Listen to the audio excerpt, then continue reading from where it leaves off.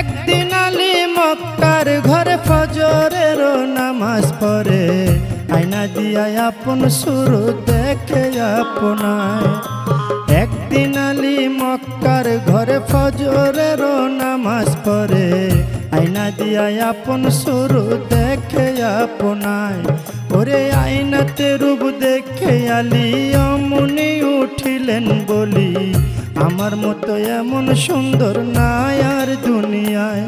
ওরে আয়নাতে রূপ দেখে আলী অমনি উঠিলেন বলি, আমার মতো এমন সুন্দর নাই আর দুনিয়ায়। তখন দুই ইমাম দাঁড়ায়া ছিল,